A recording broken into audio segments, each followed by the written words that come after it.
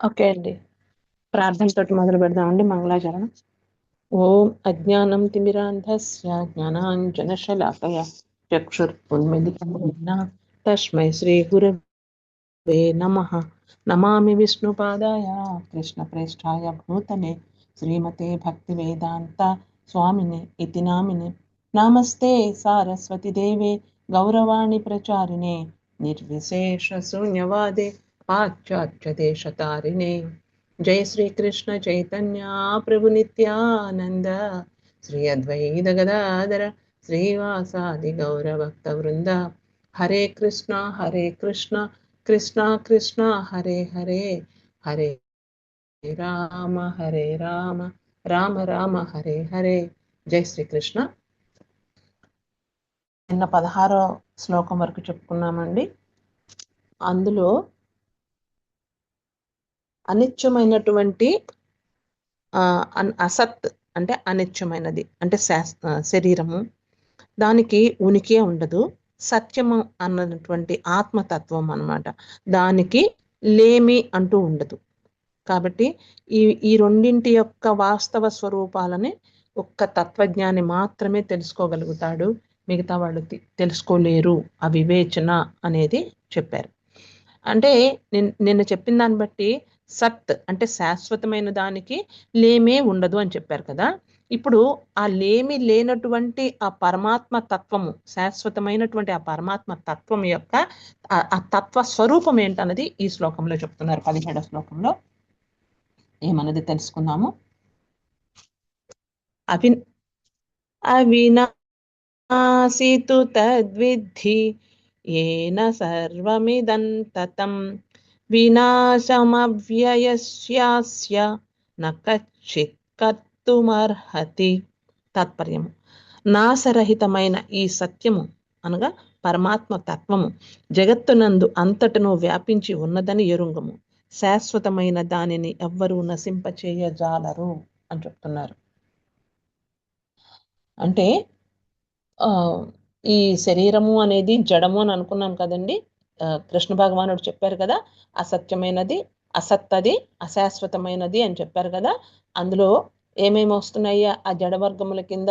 ఈ భౌతిక ప్రపంచంలో మన మనోజగత్తులో, భౌతిక జగత్తు అనేది శాశ్వతమైనదే, కానీ మన మనోజగత్తులో ఏవేవైతే పెట్టుకొని ఉంటున్నామో ఆలోచనలు కానీ, భావాలు కానీ, భోగ వస్తువులు కానీ, భోగ స్థానములు కానీ, శరీరము కానీ, ఇంద్రియాలు కానీ, మనస్సు కానీ, ఇవన్నీ కూడా మన మనస్సులో సృష్టించుకున్నటువంటి జగత్తు కింద వస్తుంది. కాబట్టి ఇవన్నీ కూడా జడవర్గము అని అన్నారు.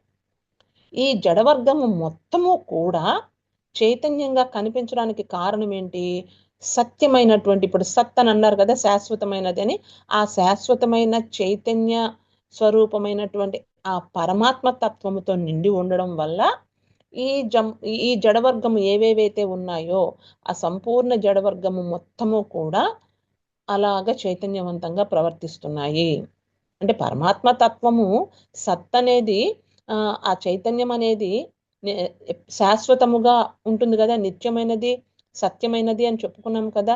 ఎటువంటి వికారాలు లేనిది, నిర్వికారమైనది అని చెప్పారు కదా. లేమి ఈ టైంలో ఉంటుంది, ఈ టైంలో లేదు అనేది కూడా ఉండదు కదా, లేమి అనేది ఉండదు కదా. మరి అలాంటప్పుడు అలా పరమాత్మ తత్వము ఉండబట్టి శరీరాది జడవర్గములు మొత్తము కూడా చైతన్యవంతముగా ఉంటున్నాయి.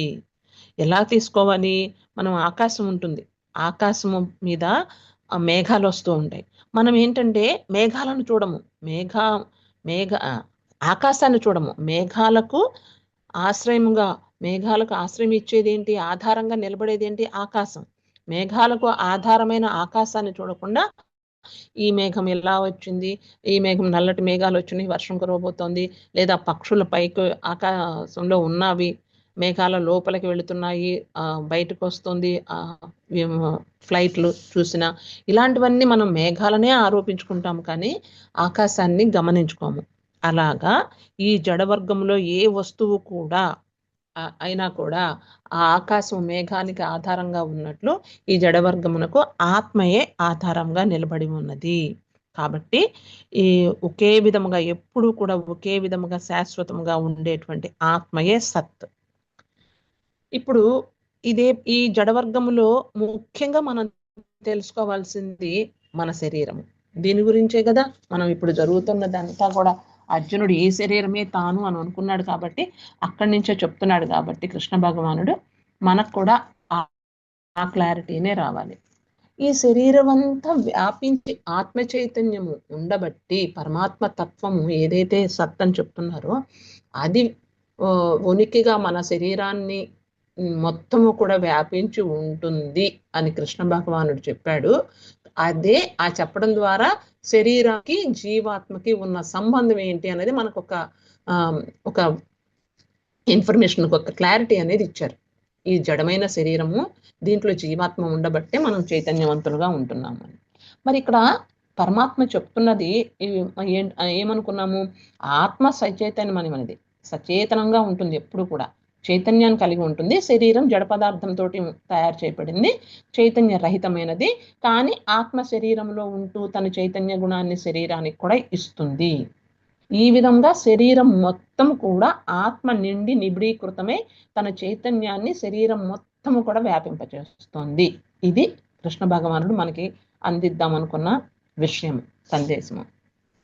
అంటే సృష్టి మొత్తము తానే నిబిడీకృతమై ఉన్నాను అని అన్నాడు కదా, అలానే ఈ చైతన్యము మన శరీరంలో ఇంత మనం ఆలోచిస్తున్నాము, పనులు చేస్తున్నాము, తిరుగుతున్నాము, తింటున్నాము, అన్నీ చేస్తున్నామంటే ఆ ఆత్మ చైతన్యము శరీరము అంతటా వ్యాపించి ఉండబట్టి. ఇప్పుడు కొంతమందికి మనకి డౌట్స్ రావచ్చు, అడుగుతారు కూడా. ఏమనంటే అడిగారు కూడా నన్ను, ఉపదేశ సారము చెప్పినప్పుడు రమణ మహర్షి ఏం చెప్పారు? హృదయ స్థానంలో కుడివైపున హృదయ స్థానం దగ్గర, అంటే ఎడంవైపు మామూలు మన ఈ శరీర అవయవమైన గుండె ఉంటుంది, కానీ కుడివైపున హృదయ స్థానం ఉంటుంది అని అప్పుడు చెప్పుకున్నాం కదా. ఆ హృదయ కుహరంలో ఆత్మ ఉంటుంది అని చెప్పారు కదా. అప్పుడు నన్ను అడిగారు, మరి ఆత్మ హృదయ స్థానంలో ఉంటుంది అని వేదాలలో కూడా చెప్పారు, రమణ మహర్షి కూడా చెప్పారు అని అంటే అప్పుడు మనం చెప్పుకున్నాము హృది అని అంటేనే అనే పదం గురించి. ఆత్మ హృదయ ప్రాంతంలో స్థితమై ఉంటుంది కాబట్టి హృదయము అంటే అదొక ఇల్లు లాగా, హృది అంటే అందులో ఉన్నటువంటి ఆత్మ యొక్క లక్షణమైన చైతన్యము అక్కడ ఉంటుంది. మరి ఇది ఒక చోట అక్కడ ఉంది, ఒక కుహరంలో, హృదయ కుహర మధ్యే అని అన్నారు కదా, అక్కడ ఉంటుంది అని. కేవలం బ్రహ్మ మాత్రం అని కూడా అన్నాం కదా, అక్కడ ఉన్నది కదా. మరి శరీరం మొత్తం వ్యాపించి ఉంటుందని ఎలా చెప్తున్నారు ఒక చోట ఉంటే అని అన్నారు. దీనికి ఇదే విషయంలో వేదవ్యాసుడు చెప్పినటువంటి, మనం చెప్పుకోవడం కదండి, వేదవ్యాసుడు చెప్పినటువంటి వివరణ ఏమన్నారంటే, మనకి చందనము నుదురు మీద, ఆజ్ఞాచక్రం మీద చందనం పెట్టుకుంటే మంచిదంటారు చూశారు. ఎందుకని? అక్కడ గనక చందనము అద్దితే శరీరం మొత్తం చల్లబడిపోతుంది. అలాగే స్థానికంగా హృదయంలోనే ఉన్నప్పటికీ ఆత్మ తన చైతన్యాన్ని శరీరం అంతా వ్యాపింపచేస్తుంది. ఇంకా ఒక రకంగా చెప్పాల్సింది ఏంటంటే, ఇప్పుడు ఒక పుష్పము యొక్క, అంటే ఒక మల్లె పువ్వు, సంపంగి పువ్వు ఇంట్లోకి తీసుకొచ్చామనుకోండి, దాని లక్షణము సువాసన. ఆ సువాసన మనం వెళ్ళి దాన్ని ఆఘ్రాణిస్తేనే మనకు వస్తుందా? అది అక్కడ ఉంది అంటే గదిలోకి అడుగు పెట్టినప్పుడే ఈ పువ్వు ఎక్కడో ఉంది అని అనుకుంటాం. అంటే ఆ చుట్టుపక్కల ప్లేస్ మొత్తం కూడా అంత చక్కటి సువాసననిస్తుంది. మల్లె చెట్టు ఉంది అంటే ఆ తోట మొత్తానికి కూడా వేరే చెట్లు ఉన్నప్పటికీ కూడా ఆ పువ్వు యొక్క పరిమళమే మనకు వస్తూ ఉంటుంది కదా. అలానే ఆత్మ సచేతనమైంది కాబట్టి అది జీవం లేని జడ శరీరాన్ని కూడా తన చైతన్యంతో వ్యాపింపచేసి చైతన్యవంతం చేస్తుంది. ఇది మనం ఇక్కడ అర్థం చేసుకోవాలి. ఆ పరమాత్మ తత్వం ఎలా ఉంటుంది అనేది, అవినాశితు తద్విద్ది ఏన సర్వమిదం తతం వినాశం అవ్యయస్యాస్య నకచ్చిత్ కర్తుమర్హతి అని అన్నారంటే, ఎవ్వరూ కూడా ఆ ఆత్మ చైతన్యంని చెయ్యలేరు, నాశరహితమైనది, అంతటా కూడా వ్యాప్తమై ఉంటుంది అనేది చెప్తున్నారు. మొత్తము ఆత్మ గురించినటువంటి అంతా చెప్తారండి. ఎక్కడ ఎవరికి ఏ డౌట్స్ ఉన్నా క్లియర్ చేసుకోవచ్చు. కొంచెం మ్యూట్లో ఉండరా ప్లీజ్. తర్వాత 18వ శ్లోకంలో ఏం చెప్తున్నారంటే, ఆ యొక్క పరమాత్మ తత్వ స్వరూపం ఇందులో చెప్పారు కాబట్టి, ఇప్పుడు అశాశ్వతమైనటువంటి అసత్ అని అన్నాం కదా జడవర్గము, ఆ స్వరూపాన్ని ఎలా ఉంటుంది అని చెప్తున్నారు. ఏం చెప్తున్నారు ఇందాము. అంతవంత ఇమే దేహా నిత్యస్యోక్తా శరీరిణః అనాశినో ప్రమేయస్య తస్మాద్యుత్యస్వ భారత. తాత్పర్యము: ఈ శరీరములు అన్నియు నశించునవే, కాని జీవాత్మ నాశరహితము, అప్రమేయము, అని అంటే అనిర్వచనీయము అని, నిత్యము కనుక ఈ విషయాన్ని తెలుసుకొని ఓ భరతవంశీ అర్జున నీవు యుద్ధము చేయుము. భారత అన్నారు కదండి, భరత వంశస్థుడు కాబట్టి అర్జునుడికి ఆ పేరు ఇక్కడ కృష్ణ భగవానుడు సంబోధించారు. ఇక్కడ ఏం చెప్తున్నారంటే ఆ ఈ మనకి ఇప్పుడు చెప్పుకున్నాం ఏమని, ఈ జడవర్గము అయినటువంటి ఈ శరీరము జడ పదార్థము అని, అశాశ్వతమైనది అని. ఇక్కడ దీనికి సంబంధించిన విషయం ఏంటంటే ఈ స్థూల శరీరము జడ పదార్థం కదండి, కాబట్టి స్థూల శరీరం గురించి తెలుసుకుందాం. శరీరము అనగానే మన స్థూల శరీరాన్ని గురించి ఆలోచిస్తాం కాబట్టి దీని గురించే మనం చెప్పుకున్నాము, జడంగా ఎలా ఉంటుందని. ఇది దేనితో మామూలుగా అంటాము, ఈ శరీరము మట్టితో సమానము అని. ఎందుకు మట్టితో సమానము అని అంటారంటే, మనము తీసుకునే ఆహారం ఏదైనా కానీ, పండ్లు కానీ, ధాన్యం కానీ, పప్పు దినుసులు కానీ, చివరికి జంతువులు తినే గడ్డి కూడా, ఇది కూడా మొత్తము కూడా ఎక్కడి నుంచి వస్తుంది? మట్టి నుంచే కదా.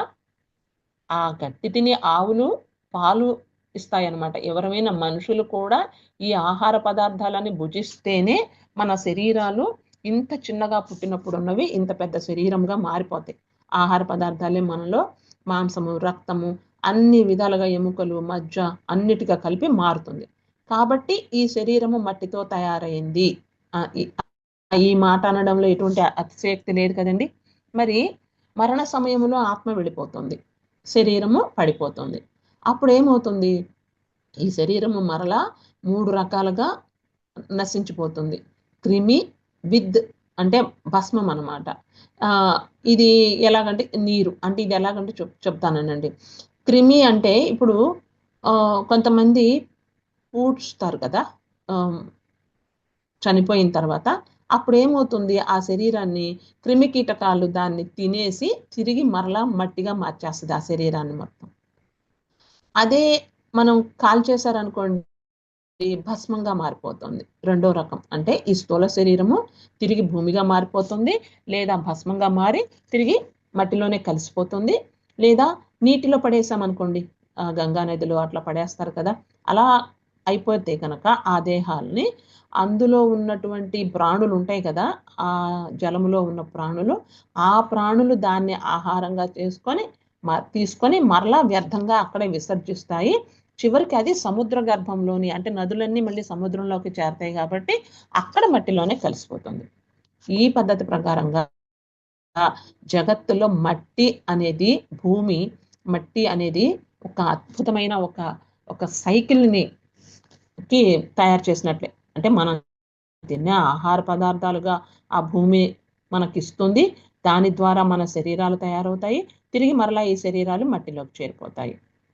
శ్రీకృష్ణుడు ఇక్కడ అర్జునుడితో ఈ విషయం చెప్పడం వల్ల చెప్పేది ఏంటంటే, ఆయన ఈ భౌతిక శరీరంలో నిత్యమైన నాశరహితమైన అస్తిత్వం ఒకటి ఉంది, అది మాత్రం మట్టితో చేయబడలేదు అని చెప్తున్నారు.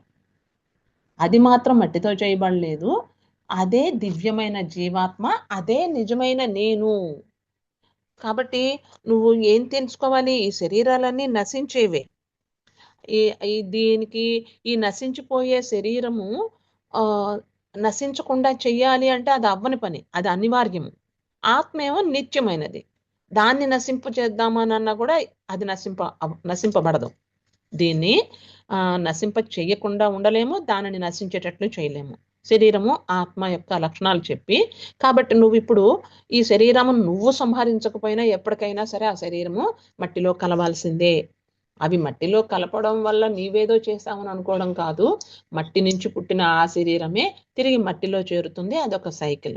కాకపోతే నువ్వు ఇప్పుడు చంపేస్తానని భయపడుతున్నావు చూసావు, ఆత్మ చనిపోతారేమో నా వల్ల అని, అది ఎప్పటికీ నువ్వు చంపినా అది చంపబడదు. కాబట్టి నువ్వు ఈ విషయం తెలుసుకున్నా నువ్వు ఏమాత్రము శోకించాల్సిన అవసరం లేదు అని ఈ యుద్ధం చెయ్యి ఇంకా అని చెప్పారు. తర్వాత ఇప్పుడు 19వ శ్లోకంలో ఏం చెప్తున్నారు చూద్దాము. దీనికి కంటిన్యూటీగానే చెప్తున్నారండి. ఎందుకంటే అర్జునుడు ఏమన్నారు, ఆ నేను వీరిని చంపటానికి ఇష్టపడను, ఒకవేళ నేను చంపకుండా ఉన్నప్పుడు వాళ్ళే నన్ను చంపారనుకో, అది కూడా నేను క్షేమంగానే తీసుకుంటాను, నాకేం ఇబ్బంది లేదు, అంతేకాని నేను యుద్ధం చేయను అని అన్నారు కదా. అందుకని ఇప్పుడు ఇక్కడ నువ్వు చంపడం అని కాదు, వాడు నిన్ను చంపటము అని లేదు, అసలు ఆత్మ చంపబడేది లేదు, చంపేది లేదు, ఇలా అనుకుంటున్నావంటే అది నీకు అజ్ఞానమే అని ఇక్కడ ఈ శ్లోకాలలో చెప్తున్నారు. 2 శ్లోకాల్లో ఏం చెప్తున్నారో చూద్దాము. ఏనం వేత్తి హంతారై యశ్చైనం మన్యతే హతం ఉభౌ తౌ న విజానీతో నాయం హంతి న హన్యతే. తాత్పర్యము: ఆత్మ ఇతరులను చంపునని భావించువాడును, అది ఇతరులచే చంపబడునని భావించువాడును, ఆ ఇద్దరును అజ్ఞానులే. ఏలన వాస్తవముగా ఆత్మ ఎవరిని చంపదు, ఎవరి చేతను చంపబడదు అని చెప్తున్నారు. మనకి మన ఉద్దేశంలో మరణము అంటే ఏంటండి? ఈ స్థూల శరీరము నుండి సూక్ష్మ శరీరము విడిపోవడమే మరణించుట అని అంటాము. అంటే ఇక్కడ చనిపోవున్నది స్థూల శరీరము, అందుకనే అంతవంత ఇమే దేహ అని కృష్ణ భగవానుడు చెప్తున్నాడు అన్నమాట. అంటే నువ్వు ఏదైతే ఇది అది వెళ్ళిపోతుంది స్థూల శరీరము, ఇది ఎవరిని చంపదు, నహన్య ఎవరిని చంపదు అని చెప్తున్నారు. నహన్యతే ఎవరిని చంపబడదు, అది వెళ్లాల్సిందే, అది ఇమే దేహ, అది వెళ్ళిపోవలసిందే, దాన్ని ఎవరు ఆపేది లేదు, ఆపలేరు. ఇప్పుడుగా నువ్వు చంపకపోయినా అది ఎప్పటికైనా వెళ్ళిపోవాల్సిందే అని అన్నారు. మరి ఇకపోతే స్థూల శరీరం అనేది మరణించటం అనేది జరుగుతుంది. ఓకే, మరి సూక్ష్మ శరీరం ఉంటుంది కదా, స్థూల శరీరాన్ని ఆక్యుపై చేసి సూక్ష్మ శరీరం కూడా ఉంటుంది కదా. ఇది ఇక్కడ సూక్ష్మ శరీరం ఉంటుందనే విషయం తెలియని వాళ్ళకి నేను మరలా వివరంగా చెప్తాను. సూక్ష్మ శరీరం గురించి కూడా ముందర వినండి. ఈ విధంగా ఈ సూక్ష్మ శరీరం ఏంటంటే మనోబుద్ధులతో కూడి ఉంటుందని మనం అనుకున్నాం కదా. స్థూలము, సూక్ష్మ శరీరము, కారణ శరీరము, ఈ 3 శరీరాలు ఉంటాయని మనము గీతలో చెప్పుకున్నాము. ఇక్కడ స్థూల శరీరం అంటే బాహ్యంగా కనిపించేటువంటి ఒక తొడుగు, కాళ్ళు చేతులు కర్మేంద్రియాలతోటి కూడినటువంటి ఒక తొడుగు. అయితే కర్మేంద్రియాలు అనుకున్నాం కదండి, చేతులు, కాళ్ళు, నోరు, మలమూత్ర విసర్జన ద్వారాలు, ఇది మనం అనుకున్నది కర్మేంద్రియాలు. వీటితోటి కలిసినటువంటి దేహము మనము స్థూల శరీరము అనుకున్నాము. సూక్ష్మ శరీరము అని దీని లోపల ఉంటుంది చూసారు, అదేంటంటే ఈ స్థూల శరీరాన్ని ఉపయోగించుకునేవి. నిన్న మనం అనుకున్నాము జ్ఞానేంద్రియాలు కేవలము గోళకాలు, దాని ద్వారా అనుభూతులు పొందుతుంది మనోబుద్ధులు, మనస్సు అని అనుకున్నాం కదా. ఇక్కడ ఆ మనస్సు అనేది అనుకున్నామే, అవి సూక్ష్మ శరీరం కిందకు వస్తుంది. అవేంటి?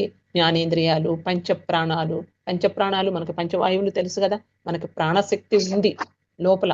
ప్రాణశక్తి ఉంది అంటే కొంచెం సైలెంట్ లో ఉండరా.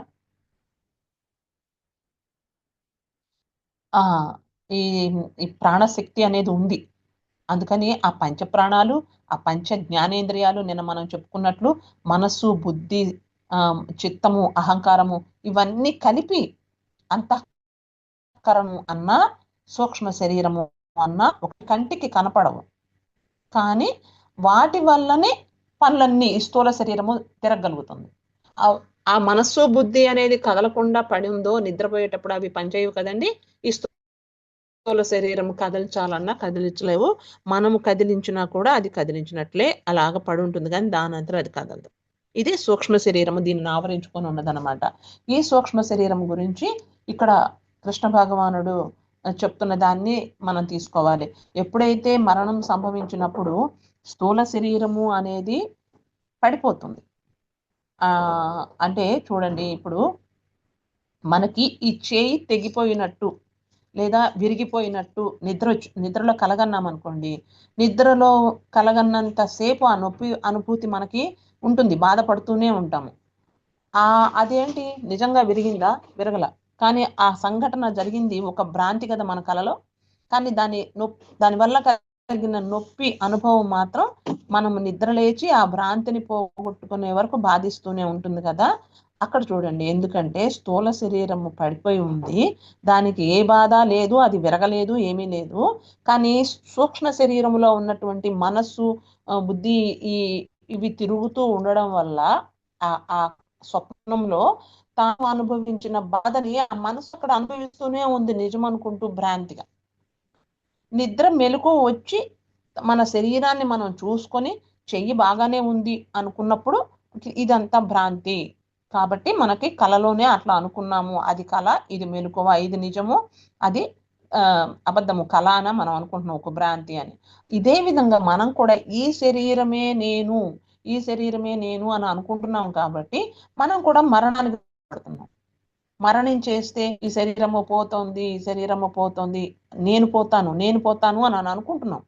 ఎక్కడికి పోయేది ఉండదు. ఎవరికి తెలుస్తుంది ఈ విషయము? జ్ఞానోదయం ఎవరికి కలుగుతుంది? జ్ఞానులకు కదా. ఆ జ్ఞానోదయం అయిపోయిన తర్వాత ఆ జ్ఞానులకు మాత్రమే ఇది అంతా భ్రాంతి. ఈ భ్రాంతి తొలగిపోతే అప్పుడు ఆ మరణం గురించిన భయం అనేది ఎవరికి కలగదు. మరి అప్పుడు మనం అనుకోవచ్చు, అలా అయితే ఇప్పుడు కృష్ణ భగవానుడు చెప్తున్నాడు కదా, ఆత్మ ఇతరులను చంపునని భావించద్దు, ఇతరులచే చంపబడుతుందని భావించద్దు. మరి ఆత్మకి చావు లేనప్పుడు ఒకళ్ళు చంపడం అనేది ఎక్కడన్నా జరిగింది, వాళ్ళని దండించాల్సినంత నేరంగా ఎందుకు తీస్తున్నారు? తప్పేముంది అని అనుకోవచ్చు. కానీ ఇక్కడ కూడా మనం ఒకటి ఆలోచించాలి. ఏం ఆలోచించాలంటే, ఈ శరీరం అనేది, అంటే శరీరము అనేది ఆత్మకి, అంటే ఆ సూక్ష్మ శరీరంతో కూడిందే కదండి, ఆత్మ లోపల ఉంటుంది కదా. ఆత్మకి ఒక వాహనం లాంటిది. కాబట్టి ఇప్పుడు ఎవరైనా మన వాహనం అక్కడ పెట్టి లోపల షాప్కి వెళ్ళొచ్చు, లోపలికి ఎవరైనా డ్యామేజ్ చేస్తే మనం ఊరుకుంటామా? కాకపోతే బాగా డ్యామేజ్ అయితే కారు బదులు అదే కంపెనీ, అదే కారు డబ్బులతోటి మళ్ళీ కొనుక్కునేటట్లుగా అతనికి పెనాల్టీ వేస్తాం, కొత్తది ఇప్పించమని. కానీ ప్రాణం తీసేస్తే అదే శరీరంతో, అదే బంధాలతో ఉన్న ఆ ఇంట్లో ఒక మనిషిని మళ్ళీ ఇవ్వడం జరగదు కదా. అందుకొని అలాంటి వాడికి శిక్ష పడుతుంది అని హింస అనేది, దండించడం అనేది ఒక నేరంగా అంటూ పెట్టడం చెప్పింది. ఒక మామూలు వాహనానికే మనము పెనాల్టీ అనేది వేస్తూ ఉంటే, ఈ శరీరాన్ని, ఆత్మ ఆవరించుకొని ఉన్నటువంటి ఈ శరీరాన్ని తీసేస్తే అది నేరమే కదా. అందుకేనండి జీవహింస కూడా అది ఒక తప్పు అని అందరూ చెప్తుంది. ఏంటంటే హింసకు పాల్పడవద్దు అని. ఎందుకు? వేదాలలో కూడా ఇదే ఉందంట, జంతువులను చంపటం నేరం అని వేదాలలో కూడా రాసున్నాయంట. కానీ కొన్ని సమయాలలో ఆ నియమాలు మారతాయి, ఆ హింస అనే నియమం. ఎందుకంటే ఒక పాము లాంటి జంతువు ఏదైనా చంపడానికి వచ్చినప్పుడు, లేదా మనుషులలోనే మారణాయుధాలతోటి చంపడానికి వచ్చినప్పుడు, తిరిగి మన జీవనాధారం, మనం బతకడం కోసం, ఆత్మరక్షణ కోసం అలాంటి సమయంలో హింస అనేది అనుమతించబడుతుంది, అది జంతువులు కానీ మానవుడికి కానీ. ఇప్పుడు ఈ ప్రస్తుత పరిస్థితిలో అర్జునుడికి ఇప్పుడు కావాల్సింది ఏంటి? ఇప్పుడు నేను హింస చేస్తున్నానా, అహింస చేస్తున్నానా, నేను ఇప్పుడు ఏం చేయాలి? ఎందుకంటే కొన్ని కాంట్బట్ పొజిషన్ అని అంటారు కదా, ధర్మాన్ని కాపాడాల్సి వచ్చినప్పుడు తప్పదు, ఆత్మరక్షణ కోసం తప్పదు అన్నప్పుడు ధర్మాన్ని కాపాడాల్సింది కూడా తన యొక్క కర్తవ్యమే. తనను తాను కాపాడుకోవాల్సిన దానికన్నా ఇంకా ఎక్కువ. ఎందుకంటే తను పరిపాలించే ప్రజలను కాపాడాల్సిన బాధ్యత రాజుకు ఉంది కాబట్టి అది తప్పు లేదు అని అర్థం అవ్వడం కోసం కృష్ణ భగవానుడు ఇక్కడ చెప్తున్నాడు. ఈ స్థూల శరీరము ఇంకొక స్థూల శరీరం యొక్క ప్రాణాలు తీసినప్పుడు ఇది చంపటం కూడా తప్పు కాదు అత్యవసర పరిస్థితిలో అని చెప్తున్నారు. కానీ ఏదేమైనా కానీ ఎప్పుడైతే చెప్తున్నారో ఆత్మ చనిపోతుంది అని, అది తప్పు. అజ్ఞానులు మాత్రమే ఆత్మే చంపును, కర్త అని అనుకుంటారు. కాబట్టి వాళ్ళ అజ్ఞానులు కాబట్టే ఆ కర్మ ఫలితాలు అనుభవించవలసి వస్తుంది అని చెప్తారు. ఇది మరలా మూడో అధ్యాయంలో మళ్ళీ చెప్తారండి. అయితే ఇక్కడ మీకు ఇంకొక డౌట్ రావచ్చు, అంటే సూక్ష్మ శరీరమే ఆత్మ అని. లేదండి, సూక్ష్మ శరీరము వేరు, ఆత్మ వేరు. ఆత్మ ఎక్కడ ఉంటుంది? అక్కడ హృదయ కుహర మధ్యలో ఉంటుంది. దాని చైతన్య ప్రకాశము మాత్రము శరీరం అంతా వెదజల్లబడి అంతా చైతన్యంగా అవుతుంది. ఈ ఈ సూక్ష్మ శరీరము లోపల ఉన్న అంతఃకరణం మీద కూడా ఆ ప్రకాశము వల్లనే మనసు బుద్ధి పనిచేయడం వల్ల ఆ ప్రకాశము వల్లనే చైతన్యముతోటి ఆ మన ప్రాణశక్తి కూడా పనిచేయడం వల్ల ఈ శరీరము పనిచేస్తుంది. మనోబుద్ధుల ద్వారా అన్ని పనులు చేసుకోగలుగుతున్నాయి. కానీ ఆ లోపల ఆత్మే ఉంటుంది. మరి మూడు ఒకే చోటున్నా మనం ఆత్మని మనం ఎందుకు తెలుసుకోలేకపోతున్నాము అంటే కారణ శరీరం అనేటువంటిది ఆత్మని ఆవరించుకొని ఉంటుంది. లోపల కారణ ఉపాధి లేదా కారణ శరీరము.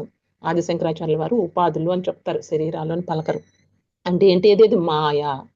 ఆ మాయ కప్పి ఉండడం వల్ల ఆత్మని మనము గుర్తించలేకపోతున్నాము, మన లోపలికి వెళ్ళలేకపోతున్నాము. మనము ఆ మాయ అనేటువంటి కారణ ఉపాధిని తొలగించుకొని ఆత్మస్థితికి వెళ్ళాలి అంటే ఆ సూక్ష్మ శరీరములో ఉన్నటువంటి సూక్ష్మ ఉపాధిలో ఉన్నటువంటి మనోబుద్ధులని తొలగించుకోవాలి మొదట. ఇది మనసు, ఇది ఒక టూల్, ఒక పనిముట్టు. మనకి బాహ్య ప్రపంచంలో పని చేసుకోవడానికి కావలసింది వాడుకోవడానికి ఈ స్థూల శరీరము ద్వారా దానిని తోటి ఆలోచనతోటి వాడుకోవాలన్నది మాత్రమే ఎప్పుడో తెలుసుకోవాలి. నేను నాది అని అనుకొని దాంట్లో ఇమ్మెర్స్ అయితే ఎప్పటికీ కారణ శరీరాన్ని దాటి ఆత్మస్థితిలోకి వెళ్ళడానికి అవకాశం ఉండదు. ఒక జ్ఞానులు మాత్రమే ఆ సూక్ష్మ శరీరాన్ని కూడా దాటి వెళతారు. కాబట్టి ఆ మనసు పనిచేసి మనసే ఉండదు వాళ్ళకి. కేవలము ఏది జరుగుతున్నా దాన్ని అలా స్వీకరిస్తూ అలా చేసుకుంటూ వెళ్ళిపోతారే కానీ వాళ్ళకి ఇంకా వేరే కోరికలు, మనసు ఉంటే కదా కోరిక, వెలితి ఉంటేనే కదా కోరిక. వెలితి లేదు, నాకు ఇది లేదు అని. ఎందుకంటే సచ్చిదానంద స్థితిలో ఆత్మస్థితిలో ఉన్నారు వాళ్ళు. ఇంకా వాళ్ళకి వెలితి అనేది లేదు. వెలితి లేని చోట ఏదో కావాలి అనేటువంటి కోరిక ఉండదు కదా. కోరిక కలిగితేనే కదా ఏదైనా చేయాలని అనిపించేది. కాబట్టి ఏది ఉండదు. శరీర పోషణార్థం అది వాహనం కాబట్టి ఆ వాహనం చేయడం, దానికి కావలసిన పోషణార్థం దాన్ని వాడుకుంటారు. ఇంకా ఒక జ్ఞాని అన్నవాడు తనలాంటి, తాను మామూలుగా సామాన్య మానవుడుగానే వచ్చాడు ఈ భూమి మీదకి. తనలాంటి సామాన్య మానవులకి ఇది అర్థమయ్యేటట్లు చేయడం కోసం, సమాజం కోసం, ఆ సత్యాన్ని నిలబెట్టడం కోసం ఏదైనా చేస్తాడే కానీ తన కోసం మాత్రం ఏమీ చేయడు. ఇది ఇప్పుడు ఈ శ్లోకంలో ఆత్మ ఎవరి చేత చంపబడదు, ఎవరి చేత ఎవరిని కూడా చంపదు అని చెప్పారు కదా. తర్వాత అది ఎవరితోటి చంపబడకుండా ఉండడానికి కారణం ఏమిటి, ఎందుకు చంపలేరు దానిని అన్న దానికి ఆత్మకు ఎలాంటి వికారములు లేవు అని చెప్పుతూ ఇందులో ఆత్మస్వరూపము, ఇందాక నుంచి ఆత్మస్వరూపం చెప్తున్నారు 19 నుంచి, ఇప్పుడు 20లో కూడా అదే చెప్తున్నారు. అనుష్ఠ ఛందస్సులో ఉందండి, చూద్దాము. నజాయతే మ్రియతే వా కదాచిత్ నాయం భూత్వా భవితా వా న భూయః అజో నిత్యః శాశ్వతోయం పురాణో న హన్యతే హన్యమానే శరీరే. తాత్పర్యం: ఈ ఆత్మ ఏ కాలమునందు పుట్టదు, గిట్టదు, పుట్టి ఉండునది కాదు. ఇది భావ వికారములు లేనిది, ఇది జన్మ లేనిది, నిత్యము, శాశ్వతము, పురాతనము, శరీరము చంపబడి అని. ఇది జన్మ లేనిది, నిత్యమైనది, శాశ్వతమైనది, పురాతనమైనది.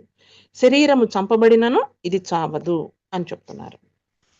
మనము మొన్న ఈ జడమైన శరీరానికి గురించి చెప్పుకుంటూ ఇది 6 రకాల వికారాలు కలిగి ఉంటుందని చెప్పుకున్నాము. అస్థి, జాయతే, వృద్ధతే, విపరిణితే, అపక్షయే, వినాశనే అని చెప్పుకున్నాం. అంటే ఏంటి? దానికి ఒక ఉనికిగా గర్భంలో పడుతుంది, తర్వాత జాయితే అంటే తర్వాత శరీరము అంటే ఆకారం తీసుకొని భూమి మీదకి వస్తుంది, జన్మిస్తుంది అని. జన్మించిన తర్వాత వృద్ధతే పెరుగుతుంది, తర్వాత విపరిణమతే అంటే రూపాంతరం చెందుతుంది, తర్వాత అపక్షయ అంటే క్షీణతే అంటే క్షీణిస్తుంది, తర్వాత వినాశమే అంటే నశిస్తుంది. ఇవి కదా శరీరానికి ఉన్నాయి. ఈ 6 వికారాలు ఆత్మకి లేవు కాబట్టి ఇది పుట్టదు, గిట్టదు, పుట్టి ఉండినది కాదు. ఆల్రెడీ పుట్టి ఉందా, ఇహ ముందు పుట్టకుండా ఉంటుంది, ఇక ముందు మరణించకుండా ఉంటుంది, ఆల్రెడీ పుట్టేసి ఉందే ఆత్మ అంటే అది కూడా కాదు. అది సనాతనమైనది. దానికి పుట్టుక అసలు లేదు. ఆల్రెడీ పుట్టి ఉండడం కాదు అది. అంటే దానికి అసలు జన్మే లేదు. అది నిత్యమైనది, శాశ్వతమైనది, పురాతనమైనది అని చెప్తున్నారు. అట్లాగేనండి. అంటే అస్థి అంటే దానికి ఉనికే లేదు. అంటే అంటే అది అది అలా ఉండిపోయింది. దానికి ప్రత్యేకంగా లోపల ఒక బీజంతోటి, పుట్టుకతోటి ఒక బీజం పడింది అనడానికి లేదు దానికి. అలానే జాయతే అంటే అది అదే లేకపోతే ఇంకా పుట్టడం, జన్మించడం అనేది లేదు కదా! ఆ వికారం కూడా లేదు. వృద్ధతే అంటే పెరగడము అనేది ఉండదు. ఎప్పుడు ఆ చైతన్య ప్రకాశంగా అలానే ఉంటుంది ఆత్మ. అలానే విపరిణమతే అంటే ఇంకా అసలు రూపాంతరం చెందడం ఏముంది? అసలు ఏదీ లేనప్పుడు బాల్య, యవ్వనం, కౌమారము, వృద్ధాప్యము అనేటువంటి ఆ రూపాంతరాలనేవి ఆత్మకెందుకుంటాయండి? లేవు. తర్వాత అపక్షయము అంటే క్షీణించటం. శరీరం క్షీణిస్తుంది కదా! ఒక వయసు వచ్చేసిన తర్వాత అది ఉండదు. ఎందుకంటే ఇవేమీ లేనప్పుడు, పుట్టుకే లేనప్పుడు, ఏమీ లేనప్పుడు ఇవెందుకుంటుంది? తర్వాత నశింపడము, వినాశం అది కూడా ఉండదు. అంటే ఆత్మకి ఎటువంటి భావ వికారాలు పదార్థమైన శరీరానికున్నట్లు ఏమీ లేవు అని స్పష్టంగా చెప్పారిక్కడ. కాబట్టి ఇది జన్మే లేనిది. ఇది నిత్యమైనది, శాశ్వతమైనది, పురాతనమైనది, సనాతనమైనది. సనాతనమైనటి పాతది అని చెప్పుకోవడానికి ఇంతకన్నా ఇంకా పాతది అని ఇంకా అసలు ఎప్పటికీ లేనిది అది. అంటే అప్పటికి ఇది పలానా డేట్ అప్పుడుదని చెప్పడానికి లేదు. పాతదానికి పాతది. కొత్తది అనంటే ఇంకెప్పటికీ ఉండేది. కొత్తది పలానా అప్పుడు దాకా ఉంటుందని కూడా చెప్పలేరు. అంటే సూర్య చంద్రులు ఉన్నంత కాలము అని కూడా చెప్పడానికి లేదు. దాన్ని దాటి ఉంటుంది. కొత్తదానికి కొత్తగా, పాతదానికి పాతగా వర్తమానంలోనూ ఉంటుంది కాబట్టి సనాతనమైనది. కాబట్టి ఇలాంటిది ఈ శరీరము చనిపోతే ఇది చనిపోతుందా అండి? ఇది చావదు. దానికి చావే లేదు అని చెప్పారు. ఈ శ్లోకంలో ఇది చెప్పిన తర్వాత ఇప్పుడు ఏమని చెప్తున్నారంటే ఇది ఎవ్వరిని కూడా అది చావదు అని చెప్పారు. ఎవ్వరిని కూడా చంపదు. ఏ కారణంనైనా కూడా చంపే విషయంలో చెప్తున్నారు. ఏం చెప్తున్నారో విందాము. వేదా వినాశినన్నిత్యై యయేనమజమవ్యయం కథైంస పురుషః పార్థ కంఘాతయతి హంతికం. తాత్పర్యము. ఓ పార్థ, ఈ ఆత్మ నాశరహితము, నిత్యము అనియు, జనన మరణములు లేనిదనియు, మార్పు లేనిదనియు తెలుసుకొనున్న పురుషుడు ఎవరిని ఎట్లు చంపించును, ఎవరిని ఎట్లు చంపును అది అని చెప్తున్నారు. అంటే ఈ ఆత్మ గురించి ఈ విషయం తెలిసిన తర్వాత ఇంకా ఏ విధంగా అతను ఒకళ్ళని చంపుతారు? ఆత్మ చావదు అని తెలిసినప్పుడు తాను చంపరు. ఇంకొకళ్ళతోటి చంపించడం కూడా అసలు ఏ విధంగా చంపిస్తారు? చంపించడం కూడా జరగదు అని చెప్తున్నారు. అంటే ఆత్మ స్వభావాన్ని సంపూర్ణంగా ఎవరైతే తెలుసుకుంటారో ఆ తెలుసుకున్నప్పుడు ఓకే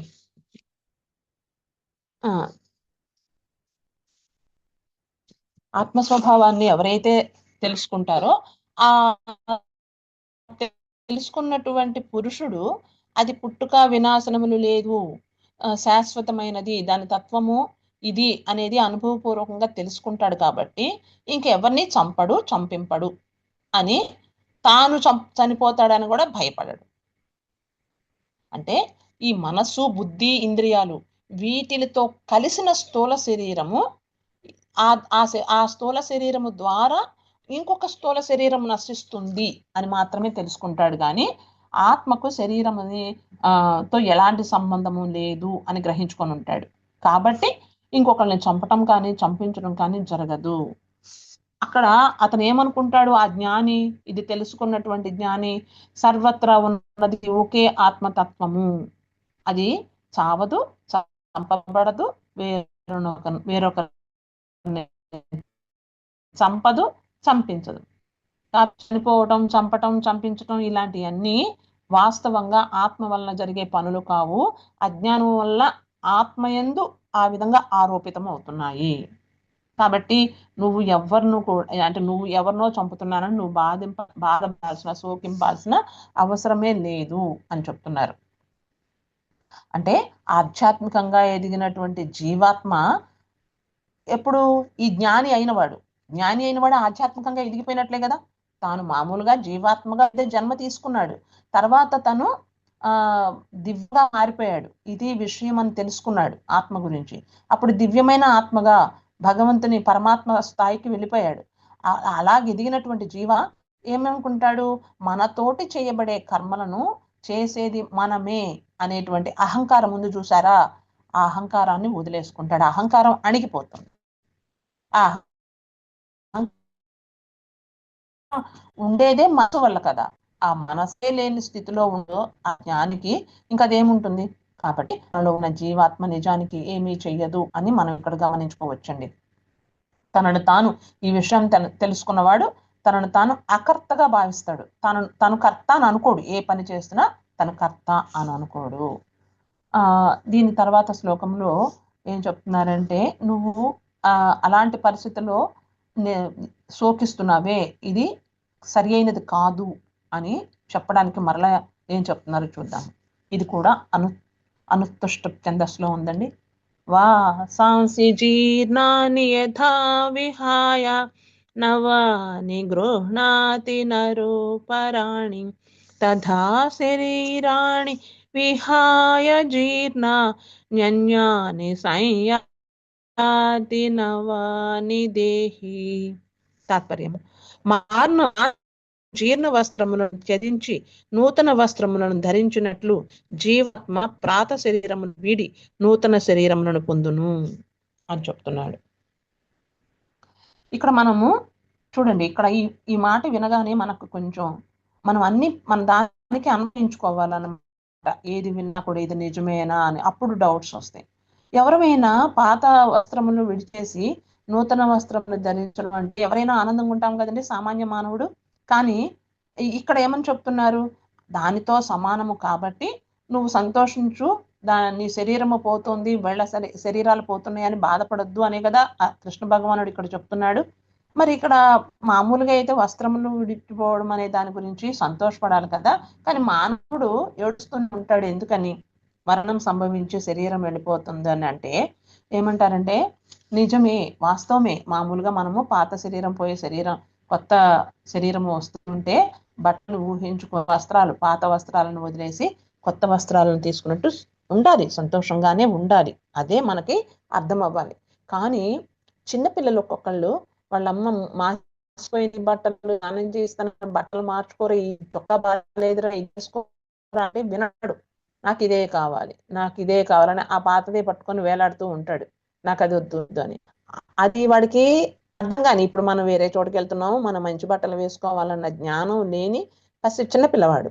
ఇక్కడ కూడా ఏ మానవుడైతే ఆత్మజ్ఞానం లేకుండా అజ్ఞానిగా ఉంటాడో వాడు మాత్రమే ఏడుస్తాడు. ఈ శరీరాన్ని వదిలేసి మరణించినప్పుడు మరణం సమయంలో ఏడుస్తూ ఉండడానికి కారణం ఏంటంటే ఇది అని చెప్తున్నారు. ఇంకా ఏం చెప్తున్నారంటే, ఇందాక మనం అనుకున్నాం కదా, కారణ శరీరము ఇవన్నీ చెప్పేసుకున్నాం కదా. కాబట్టి సూక్ష్మ శరీరాలతో సహా జీవాత్మ ఈ శరీరాన్ని వదిలి దానికి ఆ సూక్ష్మ శరీరానికి అనుగుణంగా ఉండేటువంటి స్థూల శరీరాన్ని పొందుతుంది తర్వాత. అంతేకాని ఆత్మ ఈ శరీరం వదిలి ఇంకొక శరీరాన్ని ఎత్తుక్కోవడం కాదండి. ఇక్కడ క్లియర్ గా తెలుసుకోండి, మన సహజమైన మన అభిప్రాయాలు ఏంటంటే ఈ శరీరం వదిలేసి అవుతుంది, మరలా దేహం తీరుంది. ఏమంటే వినిపిస్తుందా అండి సిగ్నల్స్? అది ఇప్పుడు ఏదో చిన్న సౌండ్ వచ్చింది, అందువల్ల సిగ్నల్స్ మళ్ళీ అందట్లేదా అని డౌట్ వచ్చి అడుగుతున్నాను. ఇప్పుడు బానే ఉందండి? బానే ఉందా? ఓకే ఓకే, అవుతుంది కానీ ఇప్పుడు పర్లేదు. ఓకే ఓకే, కొంచెం బ్రేక్ అవుతుంది.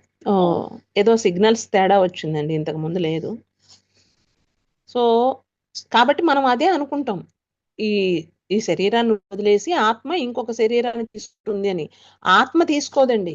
అసలు నీ ఆత్మ నా ఆత్మ ఇంకొక ఆత్మ అనేది లేదు. ఆత్మ మొత్తము పరమాత్మ తత్వం ఒక్కటే, అది కేవలం ఒక్కటే. అంటే చూడండి, సూర్యుడు ఒక్కడే, కానీ వెలుగు నీ ఇంట్లో వస్తుంది, నా ఇంట్లో వస్తుంది. ఈవెను అంటే ఆ సూర్యుడికి కూడా ఎటువంటి భేదభావం ఉండదు. ఇది పేద గుడిసెలో ఉన్న పడ్డాను, ఇది రాజభవనంలో ఉన్నాను నేను వెలుతురుతోటి అన్న భావన సూర్యుడికి ఉండదు. ఈవెన్ చెత్త మీద పడ్డ కూడా తనకి ఎటువంటి ఇది ఉండదు, తేడా ఉండదు, అంతా సమానంగానే ఉంటుంది. అలాగే ఆత్మతత్వం అనేది అందరిలోనూ వ్యాపించి ఉంటుంది. చైతన్యము కేవలం చైతన్యంగా మాత్రమే వ్యాపించి ఉంటుంది. తనకంటూ ఏ పుట్టుక మరణము ఏమీ లేదు. ఈ శరీరంలో వదిలేసి మరలా పుడుతుంది ఇంకొక శరీరంలో అనేది లేదు, అంతా ఉంటుంది. కాకపోతే ఈ సూక్ష్మ శరీరమే కాబట్టే ఆత్మకి కర్మలు అంటవు. ఏమి అంటని అగ్నికి గనక ఎటువంటి అంటకుండా దోషాలు అంటకుండా ఎలా ఉంటుందో ఇలా అంటకపోవడానికి కారణం ఏంటంటే సూక్ష్మ శరీరానికి ఉంటాయి అన్ని. అంతఃకరణములో మనం చేసినటువంటి కర్మలు, ఆ కర్మలు అన్ని మోసుకొని మనకు ఉన్నటువంటి గుణాలు, సత్వగుణంతో ఉంటామా, రజోగుణంతో ఉంటామా, మార్చుకుంటామా, ఏంటి ఏంటి అనేది మొత్తము ఇప్పుడు చేసినటువంటి మొత్తము చిట్టా మొత్తము ఆ చిత్తంలో పెట్టుకొని, అంతఃకరణంలో ఉన్న చిత్తంలో పెట్టుకొని సంస్కారాలుగా తిరిగి మరలా ఈ సూక్ష్మ శరీరమే ఇంకొక స్థూల శరీరానికి వెళుతోంది. ఆ సూక్ష్మ శరీరం ఇంకొక స్థూల శరీరంలోకి వెళ్ళినప్పుడు అక్కడ కూడా ఆత్మ చైతన్యం అనేది ప్రకాశిస్తుంది. ఆత్మకి వీడు పండితుడు, వీడు అజ్ఞాని, జ్ఞాని అనేటువంటి ఏ భేదము లేకుండా సూర్యునిలాగా చైతన్యము అందినట్లుగా అందుతుంది. ఇక్కడ ఇది మనం తెలుసుకోవాలి. ఇక్కడ ఏమన్నా అన్నారు శ్లోకంలో, ఇక్కడేనండి మనకు తెలిసేది. వాసాంసి జీర్ణాని యథా విహాయ అని అన్నారు కదా. ఇక్కడ జీర్ణాని అనే శరీరాణి, తథా శరీరాణి అని అన్నారు. శరీరణి అని అంటే శరీరణి అంటే ఒక్క శరీరమే. ఇక్కడ శరీరాణి అని కృష్ణ భగవానుడు ఉపయోగించాడు. అంటే ఏంటి?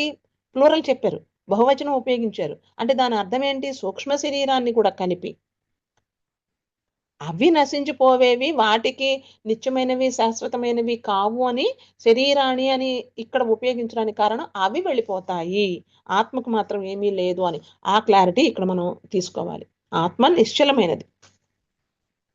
ఈ స్థూల సూక్ష్మ కారణ భేదాలు ఉంటాయి చూసారా, ఈ భేదాల వల్ల ఈ మూడు శరీరాల వందు కూడా ఆ పరివర్తనం కలుగుతుంది. కాబట్టి బహువచనము ఇక్కడ ప్రయోగించారు కృష్ణ భగవానుడు. వాస్తవంగా అయితే ఆత్మ నిశ్చలమైనది, అది ఏ పనులు చేయదు, అక్రియము. ఎలాంటి పరిస్థితుల్లో కూడా దానికి పోవడము రావడము ఉండదు. ఇప్పుడు ఉదాహరణకి మనము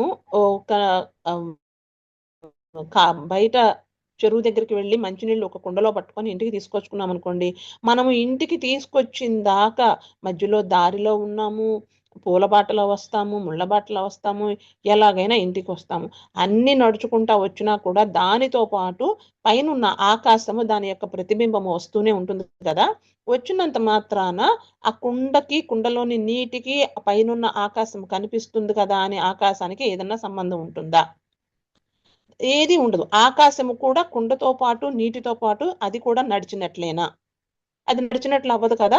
అలానే స్థూల సూక్ష్మ శరీరాలతోటి ఇంత జరుగుతున్నా ఆత్మకి ఎటువంటివి ఏవి అంటటాకాశములాగా